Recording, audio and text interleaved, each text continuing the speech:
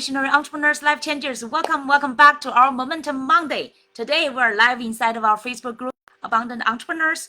Let's start our episode 224. Talk about entrepreneurship to enlightenment and find your cave in the snow.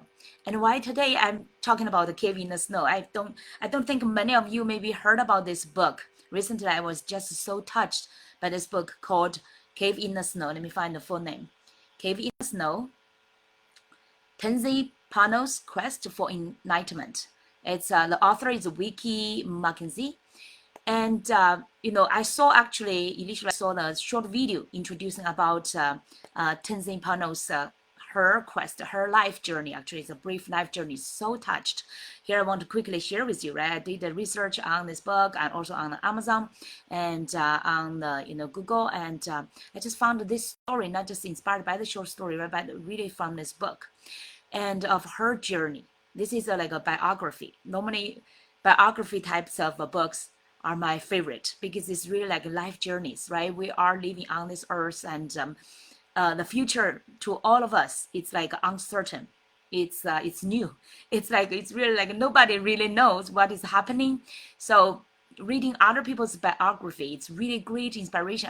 I still remember since I was very little, maybe still in the elementary school, I already started to love to search for books related to biography because I love to learn from other people's life journeys and get great inspirations, right? So today I want to share with you how the entrepreneurship, because entrepreneurship, majority of us, we started with like it's a raw passion. It's like but later we found it's harsh, right? It's not just like as a how to say, as fantastic or romantic as we initially imagined. It's really like a harsh journey for us. But how it's like through years, like to me, it's already like over 16 years.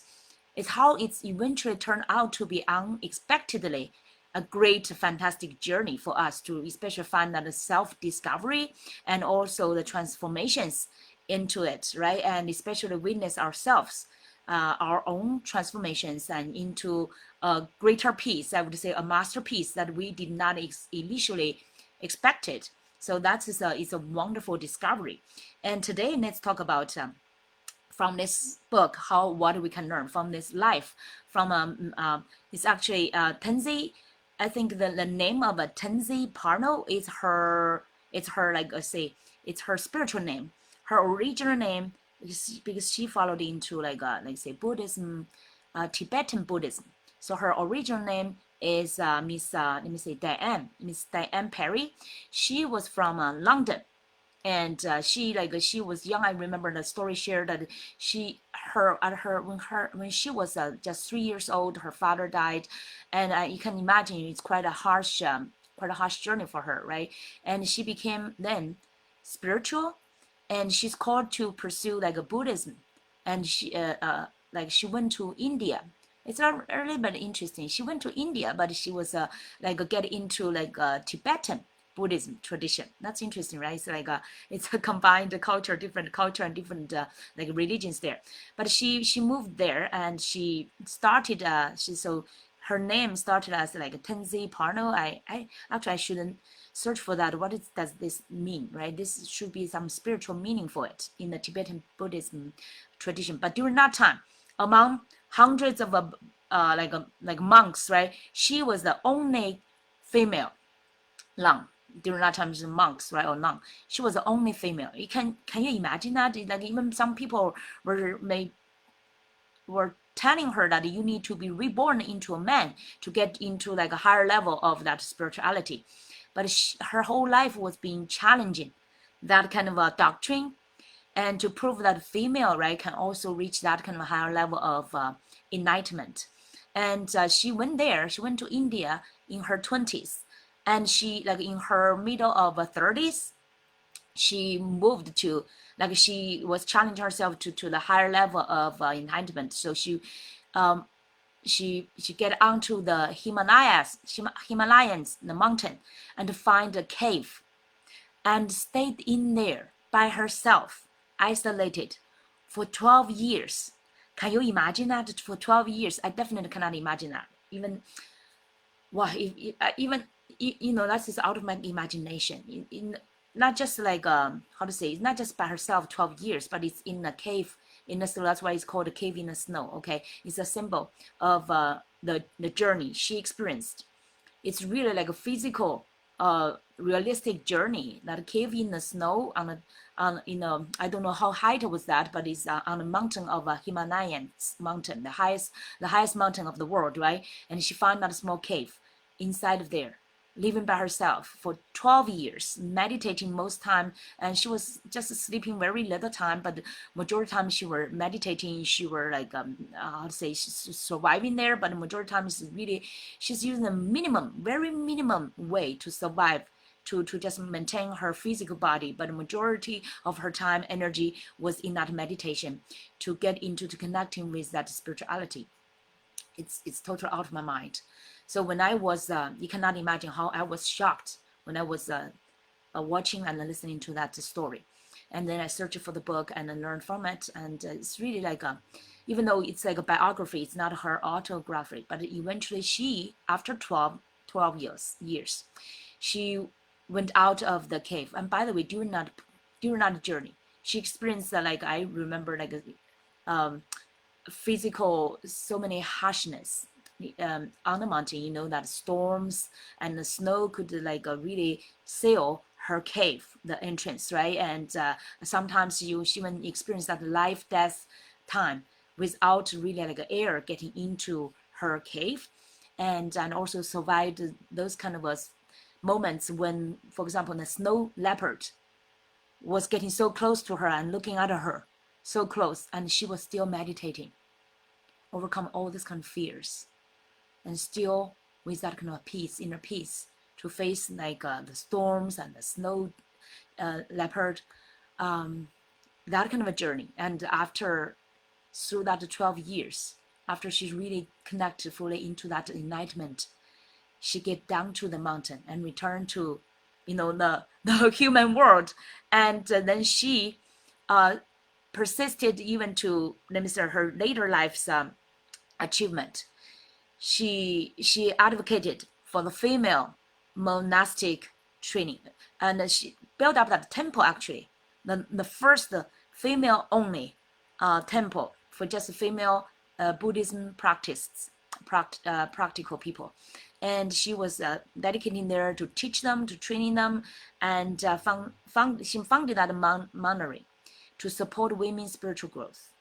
That's such a similarly brave, right, as her 12 years of meditation in that cave in the snow. So her legacy is like she really she was the first female and overcame that kind of a doctrine or limitation of like male dominated kind of Tibetan Buddhism world. Even in, and not just Tibetan, I think, even in the whole Buddhism world, right, it's still like a majority of our men. So, and especially those masters, or how do you call them, those leaders or masters, majority of them just men. She just breaks through that limitation and combined solitary spiritual practice with teaching serves, and also promoting gender equality in Buddhism. That's a big breakthrough, right? So, but I was really touched by that her journey in that cave in the snow on the Himalayan mountain. Majority of us, we cannot even imagine that kind of journey, right? So I'm not sharing like to say everybody should go through that kind of a harshness of like 12 years of cave, really like a physical cave in the mountains, or coldness, like extreme coldness, or like a harshness of surviving. But here I'm encouraging you to think about the real life of a cave in the snow. This is just a symbol, okay? How actually, when I'm reviewing my entrepreneurship, my life journey, entrepreneurship, especially entrepreneurship, and I feel like this is exactly the cave in the snow, right? So, and also I further reflected and also searched for some like great entrepreneurs' lives. Here I want to share with you a few examples who truly inspired me and encouraged me, right? And I know Tony Robbins, I've been talking about Tony Robbins for many years, but today I do not want to share just his story. I want to share more of a few other entrepreneur stories, maybe who you can better resonate, because many of you maybe not really in a coaching industry, right? So let's say in the retail industry, I know I heard this story. Actually, it's also through Tony Robbins' community because they interviewed this great female. Her name is Sarah Blakely. Many of you maybe heard about it. And she built like a Spanx. How many female ladies? Is a female like Spanx. Let's say how to say pants. That kind of like sports types of pants to make your body figure look so like healthy and slimmer, and it's so popular. Uh, and this brand, right? She faced many rejections. I still remember that interview. They interviewed her and about countless rejections, right? Initially, she was like a salesperson promoting printer. I remember during that time, printer, right? And her father encouraged her, always encouraged her and her brother to honor their failures or daily frustrations or any try, right? Any like anything they tried but failed. Her father has been encouraging them to share that. So she had that kind of courage to really pursue things.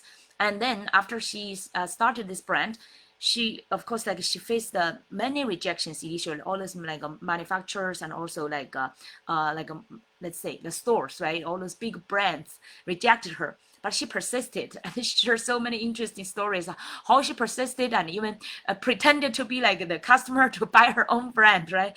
So and also like and she even bribed her friends to buy her brands of products from those like small stores, and eventually opened her like the how to say the brand's name, right? To net even eventually the big brand or the big CEOs who initially rejected her eventually like how to say embraced her brand and even eventually become of her employee. That's a funny story. Okay, but anyway, here is the the enlightenment is she realized that knowing like because she was not an expert, she had no experience initially in the retail and like how to say manufacturing pants, right? She had no experience or expertise at all from there, but she realized that not knowing was also power, right? Because you have no fear. And she also trusted intuition over expertise. She had that intuition. I would say also thanks to her dad, right? Encourage her that to don't be afraid of failure, and also don't be afraid of any mistakes, right? So her breakthrough is like she persisted with like they call the prototypes, the initial prototypes she created, and and also her self belief until a manufacturer because she persisted to show them. And I remember that breakthrough stories like she showed that she begged the lady, how to say the leader, right, to or marketing department leader to go to the bathroom to witness that she changed into her like the Spanx pants, that her figure and her confidence, her whole like personal presence totally changed. And that persuaded that breakthrough the first her big deal, right? That lady was persuaded to witness it and to see that oh the girl, right, they changed, the figure changed, also the image changed, the confidence changed like that. And eventually she turned that into her first big deal. And since then all the stories is like the backstory, and she eventually created her empire of like a Spanx, and I remember she sold the brand eventually and become the first young billionaire, female billionaire. Okay, so she created a billion-dollar brand and refined female entrepreneurship. That's really like a great inspiring stories. I still remember that kind of interview. It's always like stay with my mind. And another story I want to share with it's like Mr. Howard Scouts. He's the brand of the owner of let's say the brand of coffee. How many of you love coffee? Starbucks, right? The most famous coffee brand you can remember and so popular on the streets is all Starbucks. So Howard Scouts, he received over 200 rejections. How many of you can sustain after 200 rejections? Or maybe you have not tried till that time, right? You've already gave up, maybe some of you. And so over 200 rejections. Now here I remember like Bill Gates also received thousands of rejections for his initial idea, like for Microsoft, right? So over 200 rejections for his vision of coffee as a community, So it's not just like a coffee products or like it's just a drink. It's not drink anymore. It's a community and not just a product, right? So he did create that kind of culture. Like whenever you talk about Starbucks, you will not just think about coffee, you will think about the place you can work and you can social network, right? So So his enlightenment.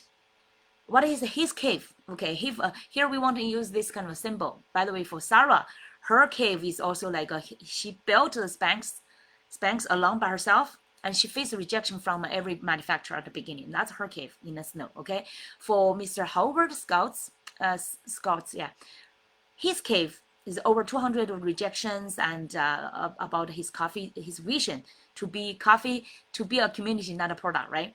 So his enlightenment is, so here I want to create this frame for us to also reflect on our own journey as well. So from his cave to his enlightenment, it's just like Miss Tansy Parm, right? Parmo, let me see. Parmo, yeah, Tansy Parmos. Originally, he's the story of a cave in the snow, right? Her meditation in that cave for over 12 years. And now, Mr. Howard Scouts, his enlightenment is like he learned that the purpose beats approval. So he hold that kind of purpose and vision. He feel like he does not really need the people's approval. So he persisted. He held firm to his why instead of just like how, right? Or what. He focused on his why and persisted. And his breakthrough is like he found investors aligned with his mission. So over 200 rejections, right? He eventually found some investors who are aligned with his mission, who believed in experience over product. That's great. So initially, many of our visions will be rejected. It's quite a part of the norms, right? So if only those ones who can be successful, it's like they are so firm with their purpose, with their vision, who can persuade. Eventually, I remember that kind of a saying. They said, whoever is the most firm can persuade other people, right?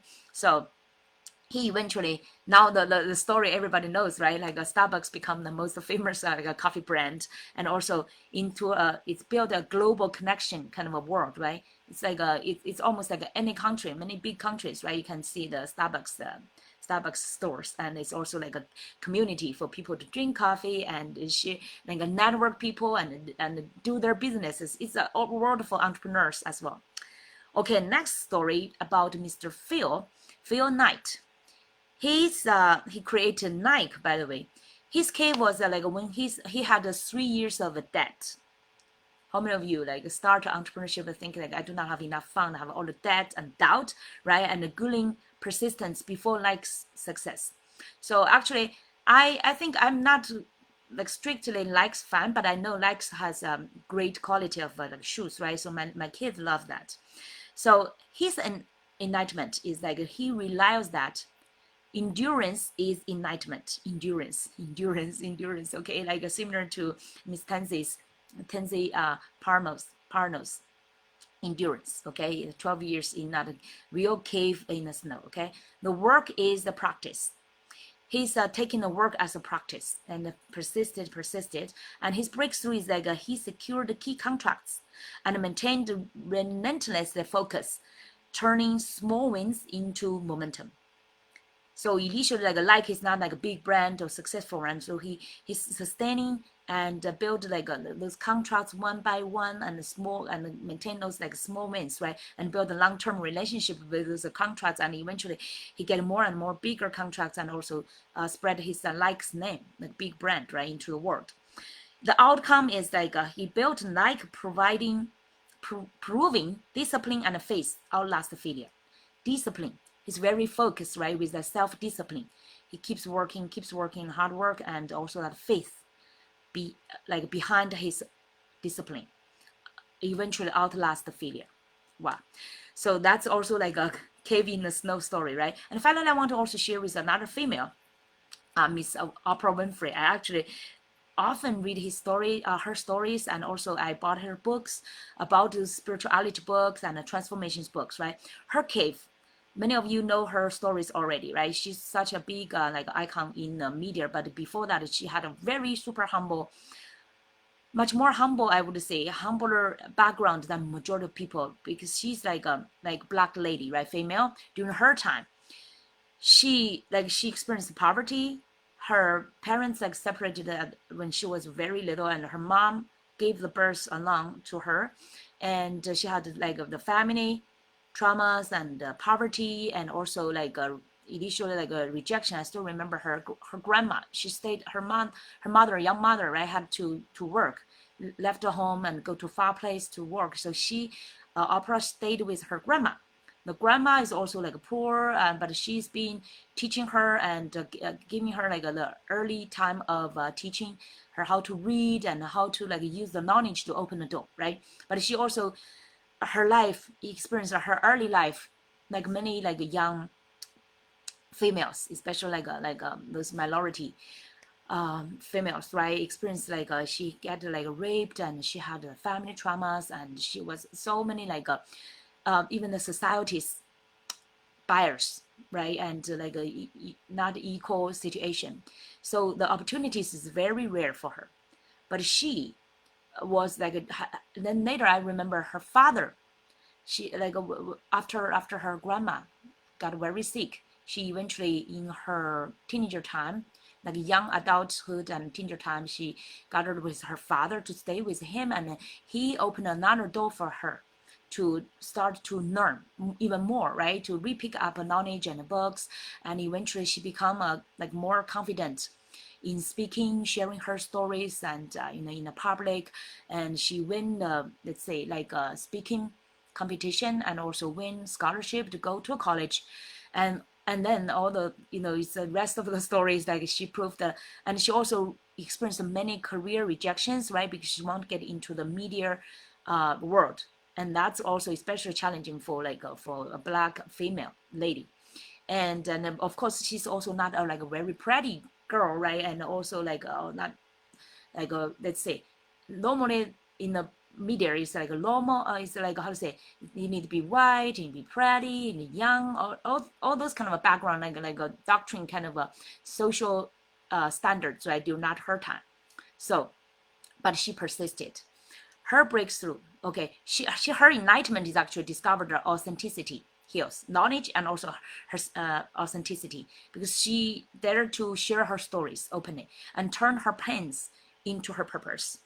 And her breakthrough is like she shared her story openly on the air, right? She get into the media, and she persisted to ask people to give her the opportunity. And once she opened that her mouth on air, right? She connected with audiences with her authenticity, and also she built up the trust, and eventually she started to start her own series of programs, right?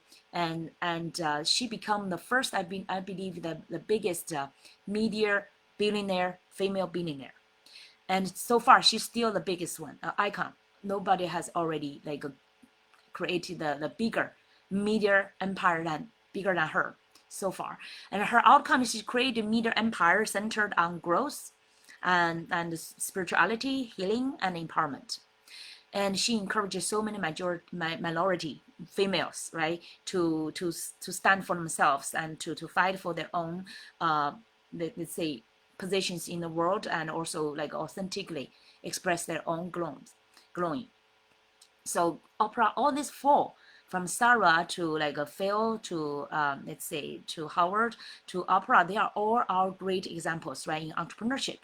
So I relate to myself. So interesting. Before this talk, right, I also created my brief let's say transformation here. I also put what is my cave in the snow, right? So I also experienced over 16, actually before my entrepreneurship, I also had my family's trauma, I would say trauma. My father divorced my mother and had affair, right, and just discarded the family. I felt like during my young age, I still remember before my college admission exam. That's the biggest one during that time in China. Still the biggest one, I would say, exam in China.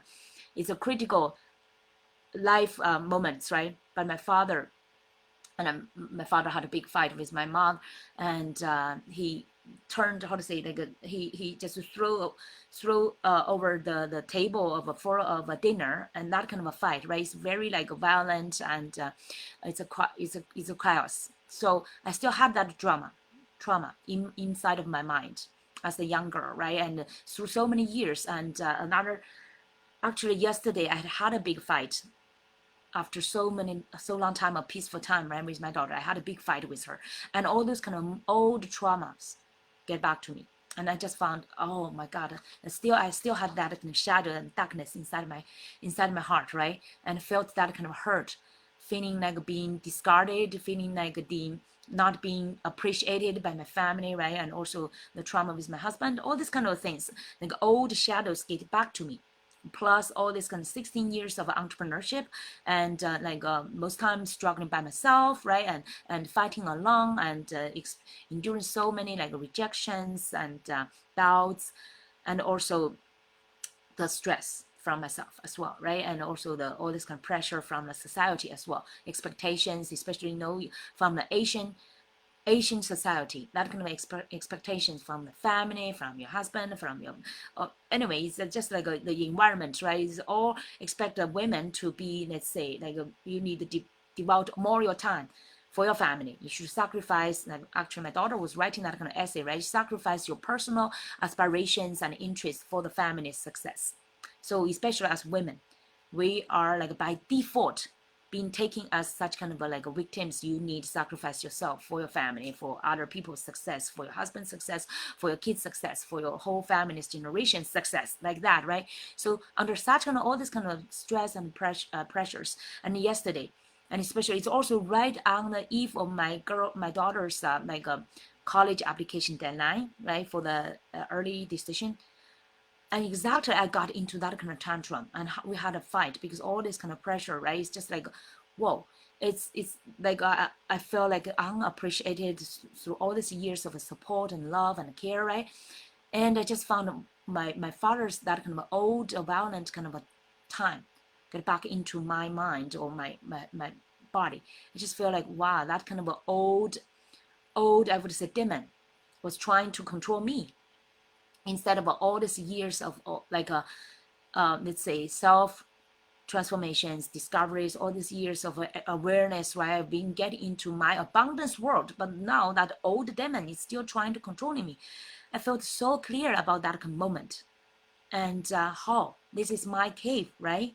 So, and what is my enlightenment is also like I discovered my this totally two different types of me. Now the old like trauma and victim type of me, and this new one we full of with like with light, with like abundance, with enlightenment, with the purpose, with the passion, and to serve the world, right? To live abundant life. This kind of big world. I know that now through all these years of practice and also transformation, I've already got into more into the like the new version of me. But that old ones through like could be like once in a years of time could still have that like a outbreak, and it shocked myself, right? That old monster is still hiding there, hiding inside of the just like snow leopard, right? It's just hiding beside my cave, and just like suddenly it could suddenly show up. It's like a monstery kind of a face, right? So that kind of an epiphany yesterday I found, and then of course I apologized to my daughter, and I definitely need more patience for her right now under all this kind of stress. Everybody's under stress, right? And she of course like is still a teenager, and sometimes she did not show enough respect or appreciation, and use her some like way not appropriate, right? But I still apologized. I repented to God and to her as well, so that I still have that sense with me, right? I felt so sorry, and I apologized to her, and I also expressed my decision, that determination that I will keep improving myself as well. So, but my enlightenment here is like, I know my purpose, I know my vision, and I also know the action, right? They are my best friends, and they are my loyal friends. And even so, sometimes you may not fully get appreciation, respect, or that kind of love you expect, right, from your family, even your family members, your loved ones, right? But it's not the end of the world, right? They all have we all, including myself. So I'm not just like higher than them, even through so many years of practice, right? Including meditation, including all this kind of a teaching, learning, and all this kind of practice. As a like a dedicated coach, I still have my demon, as I still have my weakness time, my darkness time, right? How could I expect them to be perfect, right?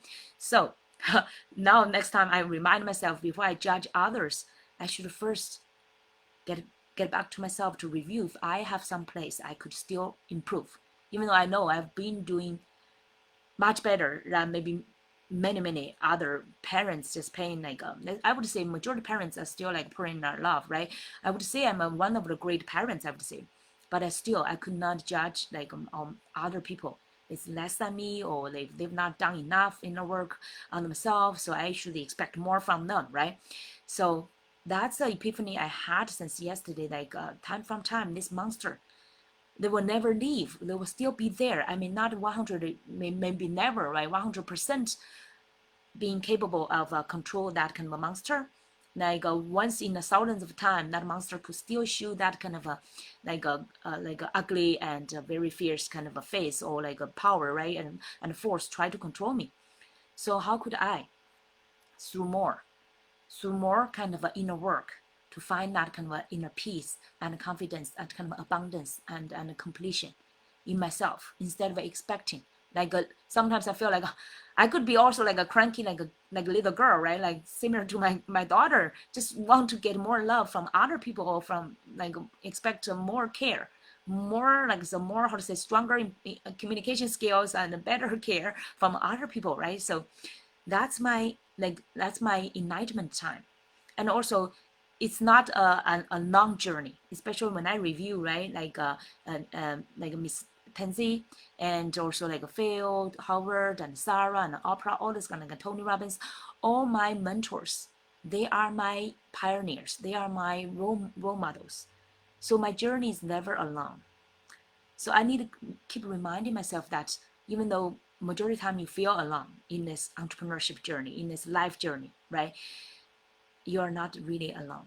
Because yesterday I remember I was a little bit crying. I was throwing a little bit tantrum as well. I said, okay, I'm all alone in this journey, right? You guys should respect me or understand me more. I was saying that, but now when I record that, I would say everybody feels like we are lonely, but actually we are all actually accompanying each other on this journey, even though we feel like we are alone, right? So there are so many great pioneers, entrepreneurs, including like Tenzi, right? Stayed in that cave of snow, in the snow for 12 years. And Sarah experienced all this kind of initially all this manufacturer's rejection, Oprah Winfrey, all this kind of like traumas, right? And they still sustained it. So this journey is never alone, even though majority of the time you still feel like I'm doing this by myself, but there are so many great inspirations out there, right? Don't forget about that.